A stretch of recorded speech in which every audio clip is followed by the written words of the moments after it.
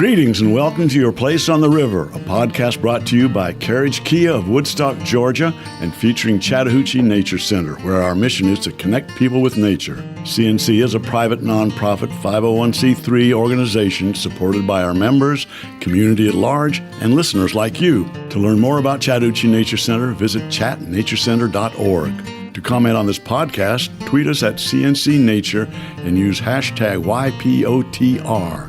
I'm Larry Stevens, a naturalist here at Chattahoochee Nature Center, joined by co-host Scott Tracy, our friendly field guide. Howdy, Scott. Well, hey, Larry. How you been? That's good, man. How about you? I'm doing fine, thank you. Today we're going to find out about a special union between the Chattahoochee Nature Center and the Chattahoochee River National Recreation Area. Ooh. Plus, we'll learn about Native American life along the Chattahoochee. So, Scott, we're in for a treat here. Our old friend Mark Gialanella is here. We're going to chat about the river and the people who used to live along the river here, the Native Americans. Oh, yeah. Yeah.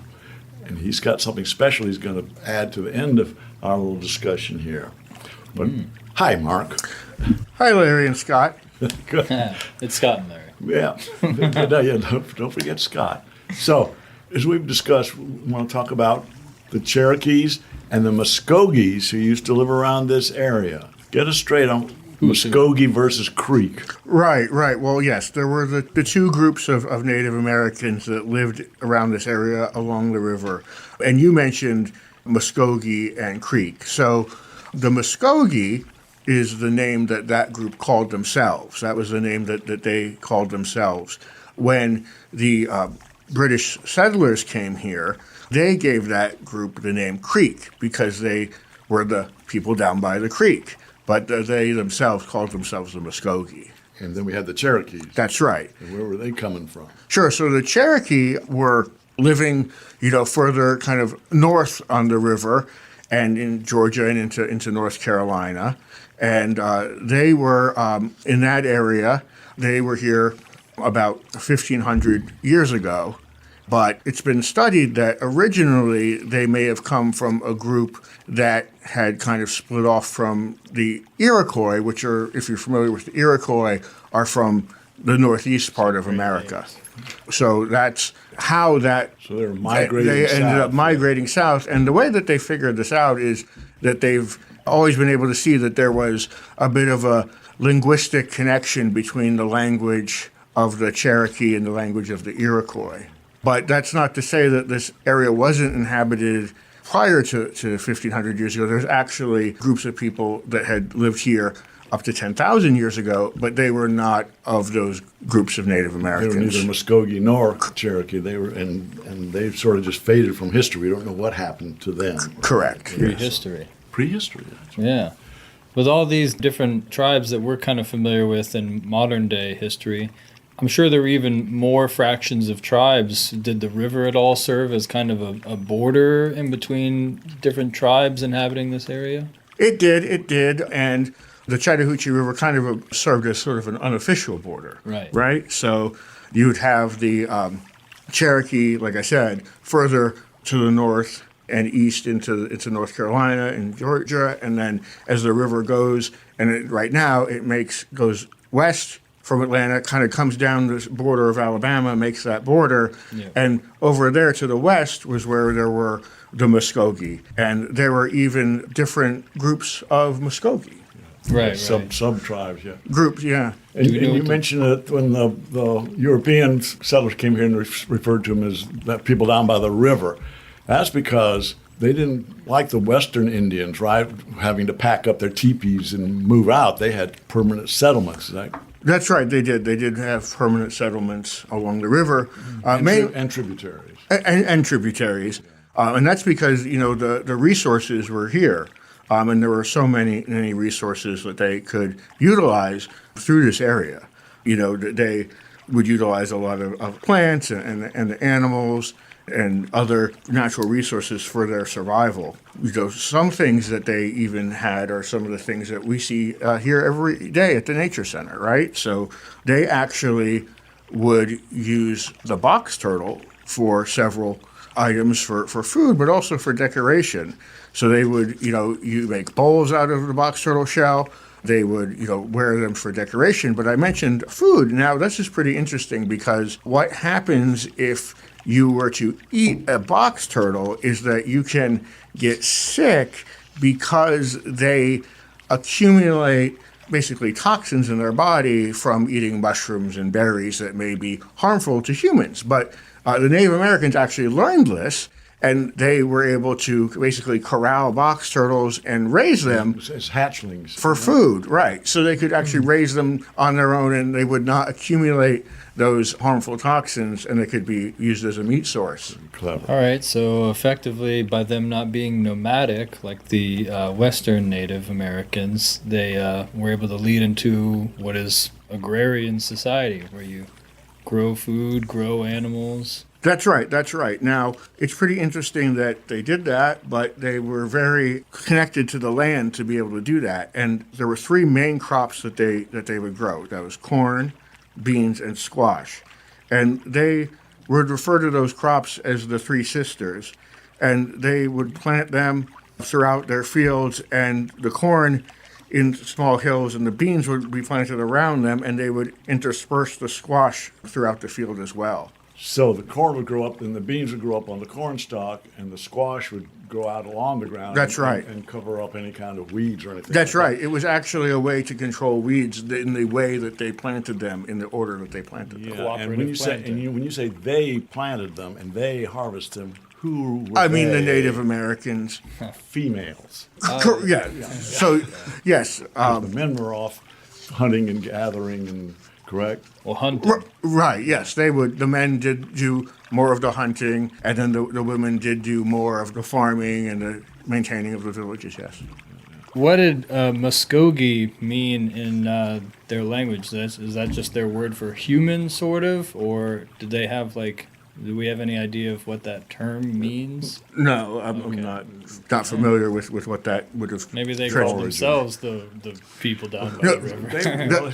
As he mentioned, there were splinter groups, sub-tribes. Right. Yeah, there were different groups of the Muskogee. Sure. But one thing, if you're talking about the Muskogee in a language and a meaning of a word, one thing that's interesting is that the name Chattahoochee is a Muskogee word that means river of painted rocks or river of colored rocks.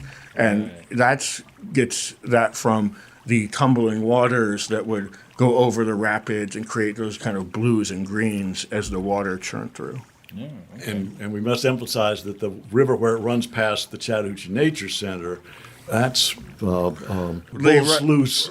Right. Currently, it's called Bull Sluice Lake. Yeah. But that's because it's dammed by Morgan Falls Dam a little ways down.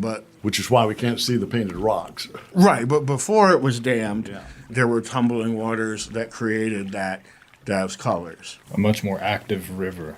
Yes. Correct. Yes. And in the streams and tributaries, the men would build weirs and herd fish into them. Is that correct? That's correct. So there's actually a number of these fish weirs, which if you think about what a weir might be, if you are trying to imagine what this is, it's a structure of rocks that goes out in the river, and it basically forms a V, right? And so it sends all the fish towards where the lines of the V intersect, right? So as they're creating that, and then they're trying to move the fish down the river, the fish can only go to that end point, and then they can stay there. The Native Americans stay there and gather those fish, either in baskets, spear them, or collect them in other ways. So that's right. And there are on the river instances where you can still see those today. Yeah.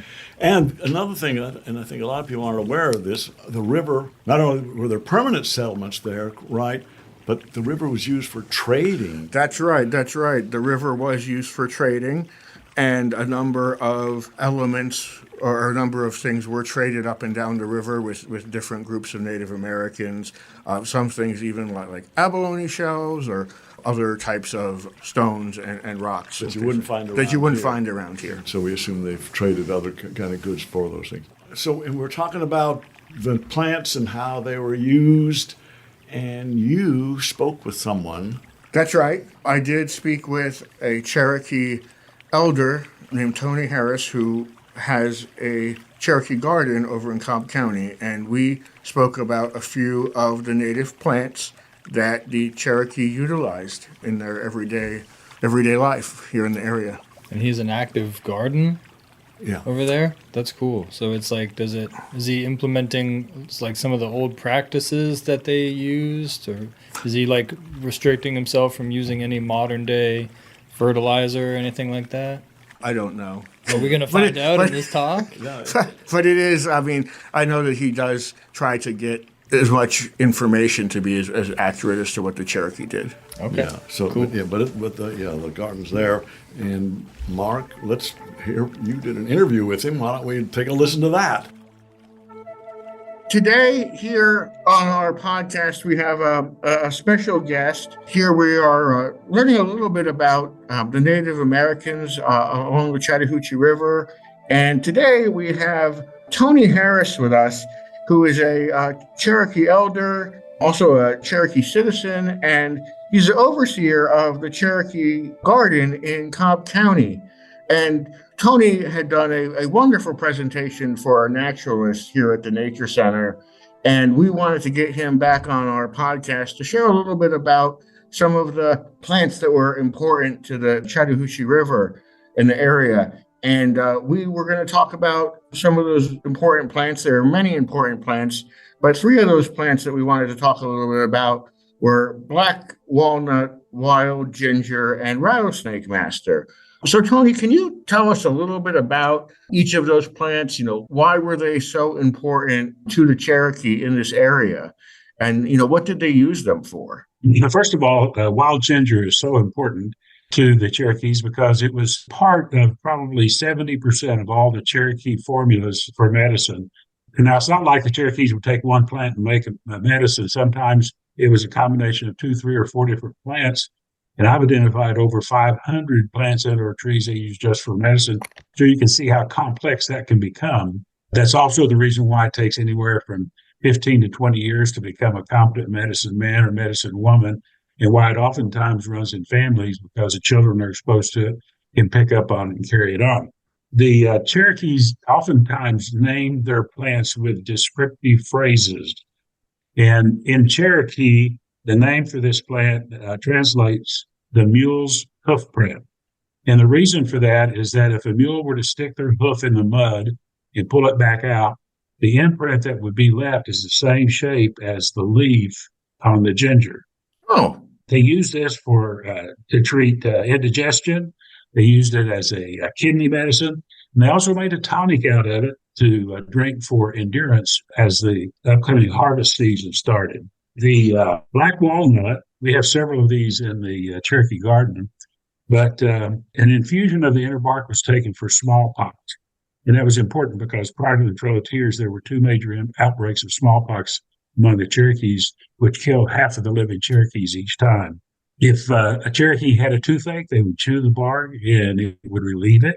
The sap was used as an antiseptic for things like ringworms. But they made a poultice. And a poultice is where they take plant material, wrap it in a cloth, dampen it, and place it on the affected part of the body. In this case, they would take the black husk off of the nuts, and they would place it in the cloth, dampen it, and put it on a newborn baby's belly button to promote it dropping off. Oh, So that's interesting. yeah. And of course, the nuts were used as food, and I love black walnuts. In fact, my favorite ice cream is black walnut ice cream. Oh, great. Yeah.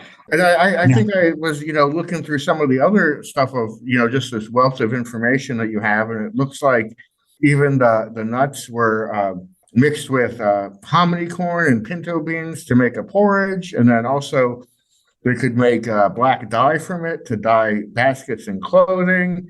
And then also, I thought this was particularly interesting because we're talking about, the river and the Chattahoochee, is that some of the husks were crushed, mixed with water to ferment, then poured into a stream, a river, or lake, and it stung the fish to be netted or gigged.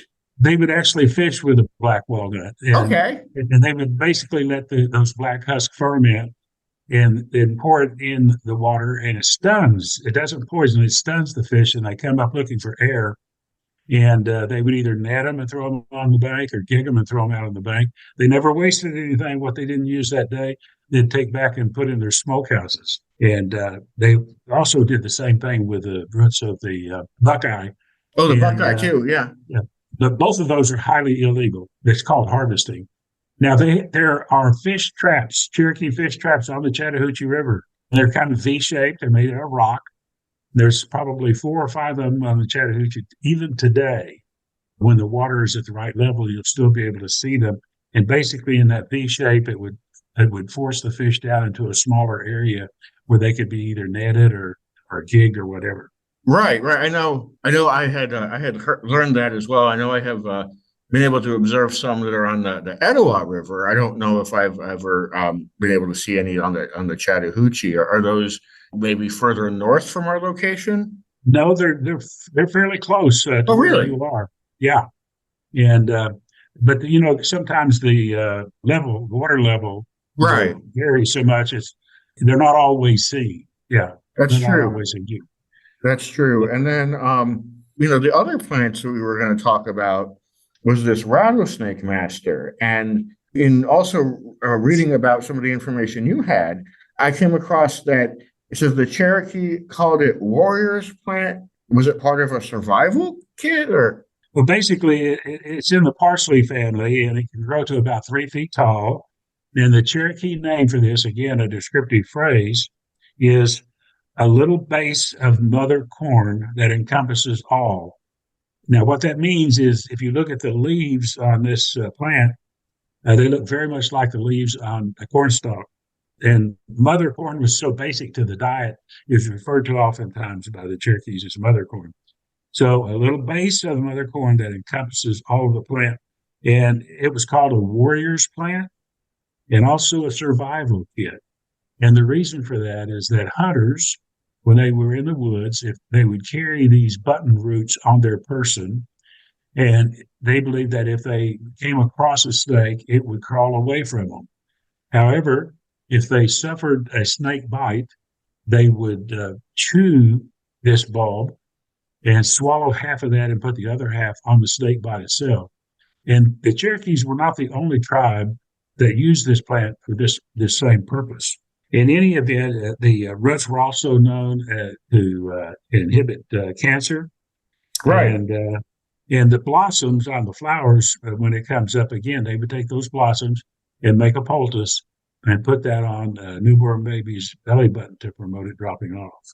That's really something, that's something you don't really think about as a use for plants, especially, plants that we have around here. But you're such a wealth of knowledge on the native plants that the Cherokee use through here. We're spending so much time dedicated to the study of this and being, a Cherokee elder and citizen. What do you think is the most important thing that people who we're trying to reach and educate about the river and about our native plants know about the Cherokee's use of the plants? What would you like people to take away and have as that knowledge that they learn from you? I know that I think it's impossible to really understand the culture and history of the Cherokee without understanding their relationship to the earth and to the plants. The Cherokees were basically monotheistic. They believed in one God. And in Cherokee, the name is Unethlana, creator. And they believed the creator gave them everything they needed to survive, but it was their responsibility to learn how to use it and use it safely. And this is something that has evolved over hundreds and even thousands of years. And when I say they used plants to treat high blood pressure or kidney disease or whatever, you have to understand that even today in the Cherokee Nation, I would say 35% of the Cherokee still practice plant medicine, some of them to the extent that they will go to a regular doctor as a last resort. So it's not a dead science. It's a science that's still alive. And I would venture to say, I know that if you were to go into a pharmacy and look at all the bottles of medicine on the shelves, I'd say at least 75% of those in one way or another can be traced back or linked back to plants. And it's just something that the Creator gave us. We just needed to learn how to use it. It's a great history that you have there. Yes.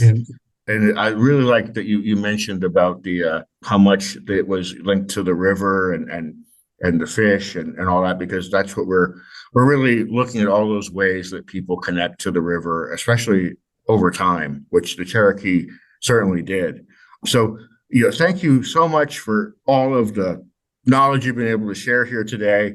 And I'm sure that the folks listening will really appreciate learning your perspective. So thank you. Thanks again. Did I just say that? Yes, please do. I have a blog that's called mycherokeegarden.com, and I talk about all these plants and more. So I would encourage you, if you have an interest, to check out mycherokeegarden.com. Yes, we certainly will pass that along, and we hope that our listeners check out that website to your blog for this wealth of information. Okay. Well, thank you, and have a great day. Thanks. We're fortunate to have with us a special couple who got connections to the river and to the Nature Center. A power couple. Power couple. Look how they're blushing. They have close association to the Chattahoochee Nature Center and to the river and to our Chattahoochee River National Recreation Area. We've got Penny and Jerry Hightower, and they both have fascinating histories, and I think we'll start off with Miss Penny. All right, Miss Penny, you're originally from Memphis, but you've done some traveling around over the years. I have. Checkered career. Checkered, yes. I attended Kenyon College in Ohio, and then I went to grad school at Tufts University in Boston. Taking a degree in? And stayed for 14 years in Boston. Yeah. And you took your degree in? Actually, at Tufts, I got a master's in elementary education. Yeah. And undergrad, I was English literature with a minor in theater. That's right, because you've got three things. What is it? Science, art, and brain education. Korean Kwangong. Qigong. Excuse me. So, yeah. So over the years, I've taught nature and I've done art as an actor and a dancer. And also I'm a Qigong and Korean yoga master. Yeah. So I like to use all those aspects when I teach here at the Nature Center. And you were up in, what was it, the Harvard Museum of Comparative Zoology? I was. That was really fun. So after Tufts, I did a 9-month internship at a nature center outside of Philadelphia called Schuylkill Valley Nature Center. Cool. And from there, got a job at the Harvard Museum of Comparative Zoology. And that was super fun. Of course, that was indoors, but I also got to teach outdoors. They had classes at the Hale Outdoor Reservation near there and also at the New England Aquarium. Now, what is comparative zoology? You got the animals next to each other and you say which one you like better? Well, we didn't use many live animals there, although we did show a few animals in class, as we do here, but it was mostly fossils and, things in cases. Cool. So you would compare them. But I mostly taught elementary children as I do here. All right. When you got your degree in elementary education, were you planning on taking a nature bend to it? Yes. Okay. Because you've been loving nature since you grew up in Memphis. Well, yes. I've been loving nature since forever. You was born with it. I was born with it. Yes. So I pretty much always knew that I wanted to do something in nature and something with art, but only lately do I have the words to say I think that nature and art are the same. Yeah. So now when I teach, I also like to use things from theater, music, movement, writing. Cool. Because I think they're the same. Yeah, well, I mean, with the trained eye, I think there's a lot of art in nature. It's very obvious that, whatever divine creator had a certain eye to it as well, Of course, with all the patterns and, I don't know, the more you look closely at leaves and flowers, you're just like, this is absolutely fascinating. And I'm always impressed when people are able to just at least capture that with like painting, and stuff like that. So I think that's showing our love for that divine creation. Sure, yeah. And that the rhythms and patterns in nature are like music. And we respond to that by doing artwork, by doing writing, by singing. Sure. Music. No, it's just brain education, meditation, not medication, excuse me. Brain education, meditation, Is that Well, you've probably heard of forest bathing. So woods washing? woods washing, yes. So this is actually a 10,000-year-old practice that I learned. I was able to go to Korea and study with the folks there. The modern name of it is brain education because nobody knew what Qigong is. Okay. So people have learned how nature helps stress management, for instance, and how being in nature actually helps folks' academic performance, all kinds of things. It's very healing. And so when we go in nature and focus on our senses, it actually is very healing for our brain as well. So your peregrination from Memphis to Ohio to New England to Philadelphia, and you wound up in Atlanta and reared your two sons. I did. And when I moved to Atlanta, after having worked in a nature center and at the Harvard Museum, I thought, I want to live near a nature center. So on purpose, I looked for a home and ended up right in Inverness, which is the nature center next door neighbor, and raised my two sons there with my then husband. Mm-hmm. And here I am. Nice. And did you come in as a volunteer here at the CNC, no, you've been working as a naturalist here since 2011? 2011, I think. I think I started volunteering with Jerry, who is now my husband, at the national park. And from there, maybe morphed into, I was first a volunteer in the garden here at the Nature Center, and took the Master Naturalist class with Tom Howick, and was hired as a naturalist after that. And so here I am. And how do you like being a naturalist here at the Chattahoochee Nature Center? I love it. Are you kidding? It's what I've always wanted to do, even as a little kid. I always knew that I wanted to connect people with nature and help people learn not only about the science of nature, but feel their connection to it. The joy of it. And as a naturalist here, you get a variety of different kind of classes and grades here, right? Yeah, all ages. For instance, I just taught a class for the visually impaired last week.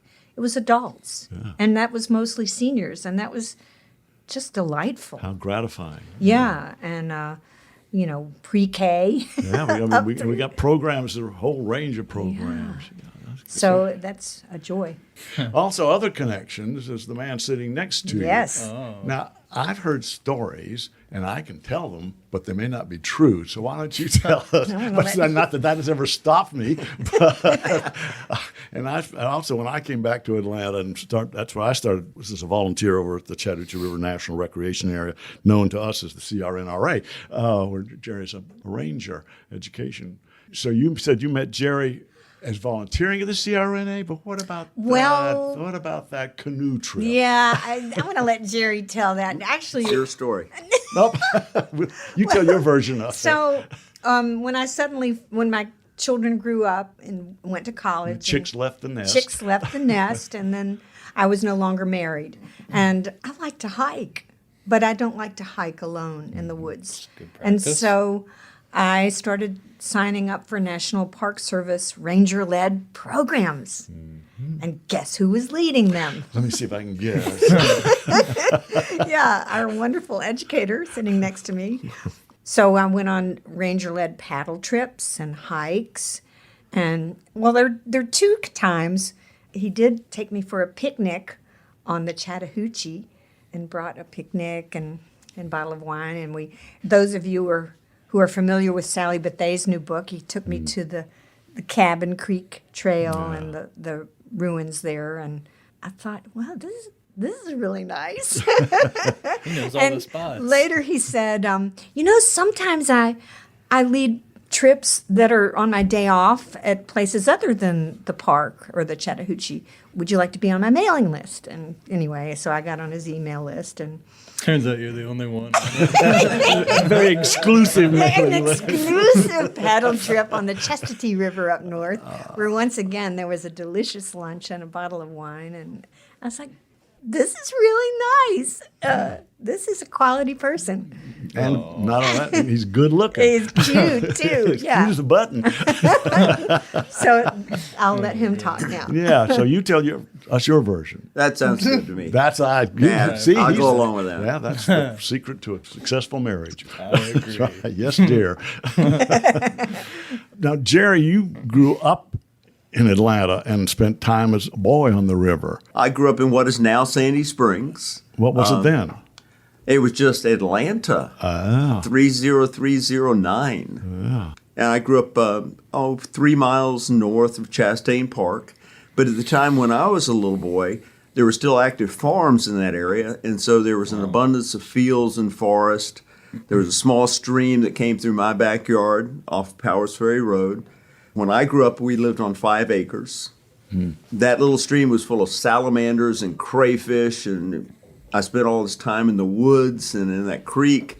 That creek led to a slightly larger creek that paralleled Londonderry, and so all my friends at Londonderry and I would play in the larger creek, and eventually we wound up at Long Island Creek, which led us to the Chattahoochee River. And so I was very fortunate to have great parents who rewarded knowledge about nature, and my dad was a big outdoors person, and so I camped and hunted and fished with him. And just growing up, I just had this great curiosity about nature, and so it was all there. It was wonderful growing up in what's now Sandy Springs then. Yeah. Okay. Yeah. Good. The old Sproul farm. But then Uncle Sam called you. Well, I'd gone through, went up through Riley Elementary School, which is great because it backed up to one of the premier natural areas in Fulton County.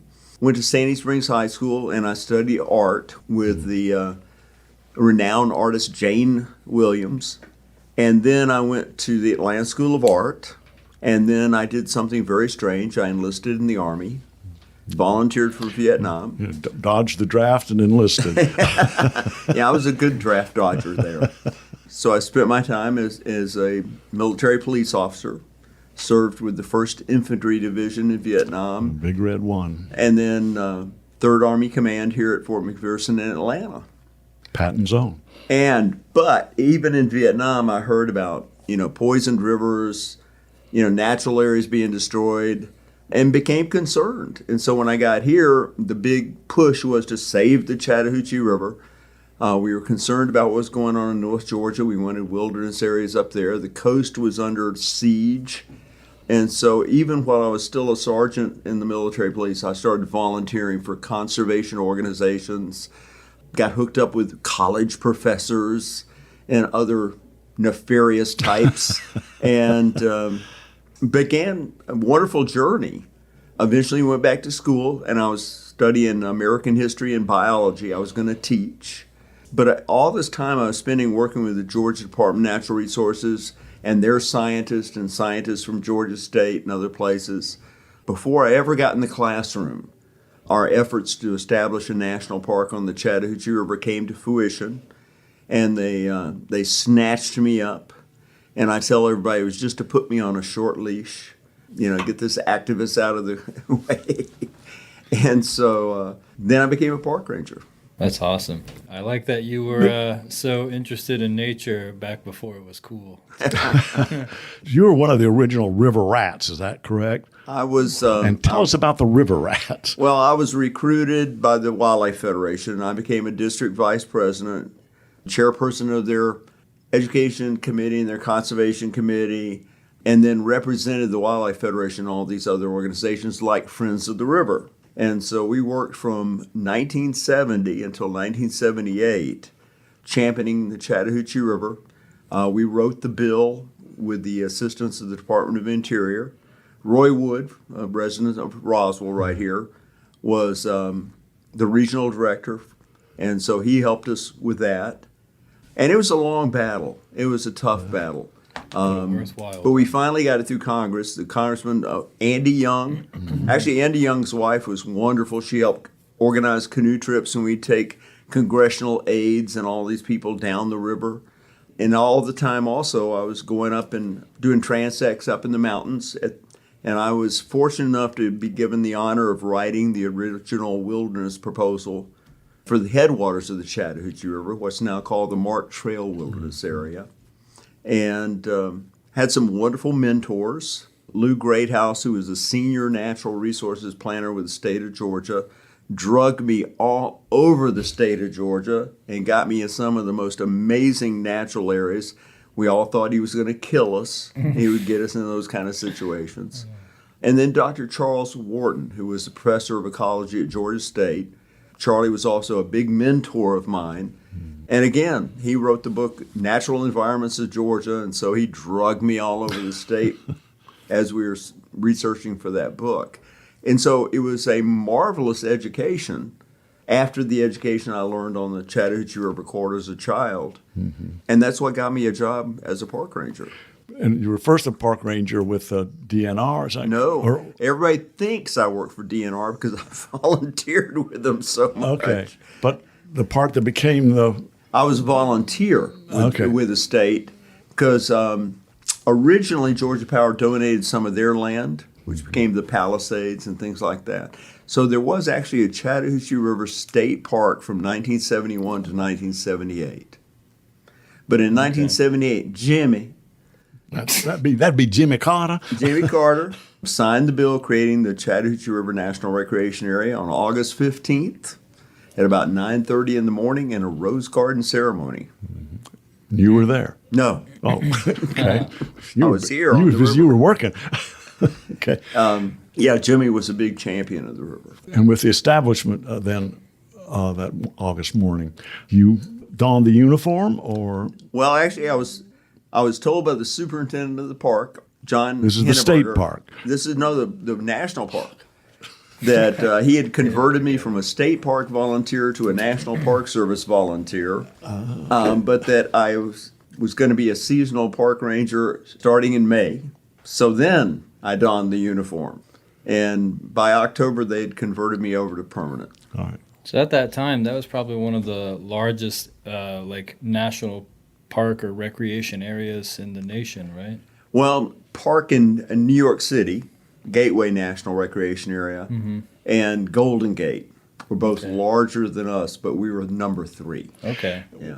And All right, we've give us become the- one of the most populous today. Yeah. We are the 23rd most visited national park out of 429 sites. And the distinction between a national park and a national recreation area, and there are other national things fall under the National Park Service, right? In the National Park Service, we have over 30 titles for all of our different sites in the national park system, 2/3 of which are all historical sites. Right. So in this park, we have over 100 archaeological sites. You know, we have historic structures. You have like historic sites within the National Recreation Area, We right? do. Okay. Yeah. And how are the units picked, and how is it established? What is it? I think you told me once that Andy Young said it called a string of pearls. When originally working with the Department of Interior, we sat down and came up with the concept plan for the Chattahoochee River National Recreation Area. That went to Congress and was approved, but then 3 or 4 years later, we went back and had this park reauthorized so we could expand. And so all the land we could get down in the southern end is there. That's it. We were very fortunate that we had several families that had huge tracts of land, hundreds of acres that they kept in family ownership for a long period of time. So the Palisades, Cochrane Shoals, Soap Creek, all of those are because these families wanted to keep that land intact. Right. And so that was great. And now upriver, we're acquiring more and more land. So we have 15 different land areas scattered up and down 48 miles of the Chattahoochee River. So the river itself is national park, and then all these 15 land areas. And that's an important distinction, is the water itself. The river is part of the national park. When you put your little toesies in that river, you are in the national park. Yeah. Absolutely. Yeah. Pay attention, people. And so a lot of the work you do isn't necessarily out like maintaining the trails or on the park itself. You're more in the education. All I do now is environmental education. Our volunteer coordinator, Dave Thomas, Yeah, God bless Dave. it coordinates all the trail work in the park. Okay. All of our trail work is done by volunteers except for Dave. and they do an amazing job. Cool. And so my job is to work with teachers and students, full-time environmental educator, assisted by a great crew of volunteers. With equal love for the nature. Absolutely. Yeah. All right. So when you became a ranger, and your duties entail, I've heard stories where there were some encounters with people who weren't aware of the fact that they were now on federal property. Well, when I started out, park rangers did everything. Yeah. So we did law enforcement, search and rescue, environmental education, you name it, we all did it. Park rangers at that time had to be jacks of all trade. So, for instance, I went to the Federal Law Enforcement Training Center and graduated there. We did everything. And at that time also, we were still under the old mindset of anything goes on the Chattahoochee River. And rafting was still a really big thing. And so we had what we called our Dodge City Summers, which lasted 1979 through 1985, 86. And these were pretty rough and tumble summers. But then at the end of the summer, because I was a field supervisor, I could let the other rangers handle the day-to-day in the park activities, and I'd go back to going in the classroom. So it's actually great for me. Yeah, and it's great to attend your. I love going on the walks with you and assisting with your education program. And we like having you. Yeah, thank you. And somewhere along there, early on, you also started as a volunteer at the Chattahoochee Nature Center. Oh, that was before I was ever a park ranger. I know. Oh, my goodness. No, yeah. I brag that I've been a park ranger now for 46 plus years, and I've been a volunteer at the Chattahoochee Nature Center even longer. Yeah, that's right. And we're coming up on an anniversary in a couple of people. That's right. As a volunteer at the Chattahoochee Nature Center, what did you do? I did programs. Yeah. Yeah. And so back in the 1980s in particular, every Thursday I was here crack of dawn, and we were doing school programs over and over and over and over again. I helped out in wildlife. I worked on the trails. And I picked up trash. Sure. And cleaned the toilets occasionally. Well, of course. That's a good Army training. But you've seen a little growth here at the Chattahoochee Nature Center. Oh, my goodness. We used to park everybody down on the street, the old log cabin building, and an old barn. And that was it. Yeah. And just the one pond. Is that right? And I was the only person that ever liked to do programs in the old barn because they were afraid of rats. Oh, God. Yeah. I thought that was silly. And you fit right in. You know, you just pet them, give them a little bit That's of... right. Right. Part of the program. Yeah. Give them some ding-dongs or something. They were happy. Okay. Anyhow, so the connection between the CRNRA and the CNCs has been close since the beginning of the CRNRA, right? Very few people realize this, and I don't know how the National Park Service got away with it, but we bought 10 acres of land to buffer the Nature Center from Inverness when it was being developed. So 10 acres of land that is now in the in part of the Chattahoochee Nature Center. I'll get this right in a minute. He's new at this. Yeah, I'm new at this. I've never done this before. Is now part of the Nature Center property. Eventually, we were able to actually give that property to the Nature Center. Cool. And we've had a partnership with the Chattahoochee Nature Center since day one. Yeah. That's been a critical part. Yeah. And I know that when we have events here, you will be here tabling and teaching still. So, and the two of you together, isn't that nice? It's connecting so with great. nature together. Connecting so with nature great. together. Nature brought you together. It did. Yeah, God bless nature. Yeah. No Mother kidding. Nature. Y'all just sit around and take each other on education walks. Yeah. Oh, we go All the paddling time. everywhere. Good. Yeah. Yeah. Love It's it. great. We're down in South Georgia rivers, and Penny's up there in the front of the canoe going, "Get me close to that alligator. Come on, we can get closer. We can get closer." Cool.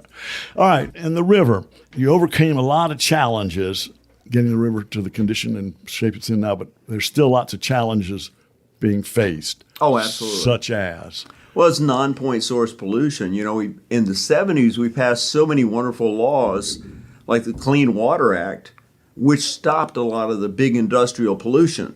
And so it used to be you could go up and point to a pipe and say, aha, that's where it's coming from, and fix it. That's the point. Now, we've got sewer pipes way back in the woods all over the place that leak and overflow. People use too much lawn chemicals at times. That washes off into the streams and goes into the river. Air pollution's brought down by rain and can go in the river. It's what we do as individuals, not what the big corporations do necessarily, that we are worried about the most. But the Chattahoochee River is cleaner today than it was 50 years ago. And except for when we have huge rain events, unfortunately, our antiquated sewer system overflows and leaks. And so the bacteria level spikes. And the other thing is, when it rains, it washes all the dog poop into the tributary streams and into the river. And so the National Park Service, in conjunction with the United States Geologic Survey, actually did a DNA study of the E. coli bacteria. And they found out that 46% of all the E. coli bacteria in the Chattahoochee River is canine in origin. Wow. And so that's a big amount of bacteria going into the river. So every time it rains, all the dog poop washes in, the sewers overflow. But the good news is the river's flowing south, and so all of that goes down to LaGrange, Georgia. Oh, boy. So when my dog poops, I need to train it to turn around and eat it. Or pick it up, I guess. pick it up. I can pick Yeah, it up. we ask everybody to carry a little bag, pick it up, and then when you get back to the trailhead, there's a container there you can throw it in. That's what always cracks me up. You see somebody has very carefully picked it up and wrapped it up and then dropped it on the side of the trail. Dropped That it for the doesn't help. volunteers to come back and pick up after them. That keeps So us from- with a mission. So from what you said, it sounded like you feel like the corporations have kind of been reined in terms of their effect on the river. In a lot of cases, yes. Okay, that's good to know. So now a lot of it is on the shoulders of the individual, but that's good to know, because the corporations were kind of operating on like a scale of 1,000,000 times is what an individual can do. Of course, there's millions of individuals. So Yes. now it's just kind of like getting the word out to everybody. Just do their part. All right. And for the CNC, how is it to be with the CNC? Oh, it's great. Yeah. Yeah. I mean, I've had wonderful, rewarding experiences here. So have I. How important is it for the life of the river?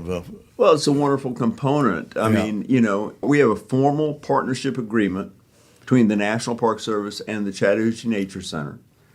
We work cooperatively. We have been for now 46 years. Yeah. And so it's a very valuable component, because your nature center touches so many souls. And so many young people have grown up, and the parents, grandparents are bringing their kids back here. And it's just been an amazing part of the community. It's really important to plant that seed with kids so that they'll take care of the river and the environment. Reinforce with them how important this river is to us. How early do you start teaching kids about these things? Preschool. Preschool, Oh, yeah. Okay. 3 Yeah. years old. I teach 3-year-olds. As soon as they all the can time. listen. No, they get it. Before they can listen? Well, no, but 3-year-olds, Okay. Yeah. I just did 3-year-olds last week. Yeah. I've got my PV Here. naturalist Yeah. once a month. Yeah, they're planting that seed, and they're actually very open at that time and ready to love animals and nature. And ready to scold their parents. When Well, I teach preschool through graduate school, but I tell everybody that I work with, I'm very active with the Environmental Education Alliance here in Georgia, and we're all acorn planters. So we're going to plant an acorn, even though we know we'll never see the big oak. We'll never see the fruition of that. But we're doing that because we have faith in a future we'll never know. And so it's that 3-year-old that we touch today that will move on, and perhaps as an adult be a more responsible adult, will make responsible actions, will make responsible decisions and take responsible actions toward the well-being of our planet. Yeah. Well, you just never know which one is going to be taking your place effectively. That's right. That's like kind of the oneness of it. And I'm getting old and feeble, so somebody's got to step up. Right. But not anytime soon, Jerry. Okay. You've got dozens of more feeble years in here. And I'll be there when I can. Anyhow, We appreciate you two taking the time to stop by. Any final words you'd like to share with our listeners? Well, just come to the Chattahoochee Nature Center and come to the Chattahoochee River National Recreation Area and look for Penny on television. Yeah. And look for Jerry on the trail. Yeah. Okay. We thank you for inviting us. Yes, it's been very We nice. appreciate you Yeah. making the time for us. Yeah. I'm sure any of our listeners will see you here on campus if they just come on down. So Right. come say hi. Okay. Okay, that's it for this episode of Your Place on the River, which is brought to you by Carriage Kia of Woodstock, Georgia, and features Chattahoochee Nature Center, where our mission is to connect people with nature. Each new episode is released the third day of the month. Until our next episode, we want to leave you with 3 things to ponder. How about our 3 Atlanta rivers? 3 Atlanta There's rivers? 3. Our 2 sister rivers, of course, being the Flint River and the lesser-known South River, whose headwaters both originate in the greater Atlanta area. And then, of course, our own beautiful Chattahoochee River. Absolutely. Yes. So And the Chattahoochee and the Flint converge down there at the Florida-Georgia border at Lake Seminole and then proceed across the Panhandle as the Apalachicola River and flow into the Gulf of Mexico. So if you want to get to the Gulf of Mexico real quick, Yeah. hop in. Yeah. But of course, the South River flows into It's the going to flow east Ocmulgee. into Ocmulgee and will flow into the Atlantic. Yeah. So anyway, we hope you get out and recreate in one of our beautiful rivers. And And remember, to learn more at any time about Chattahoochee Nature Center and what's happening here, please visit chatnaturecenter.org. That's CHATT naturecenter.org. We also invite you to share any questions, suggestions, concerns, or compliments about our podcast by tweeting us at CNC Nature and use hashtag YPOTR. Right, Scott? as hashtag YPOTR. Thanks. Be of good cheer. Yeah. Have a blessed day. This podcast is a production of BG Ad Group. All rights reserved.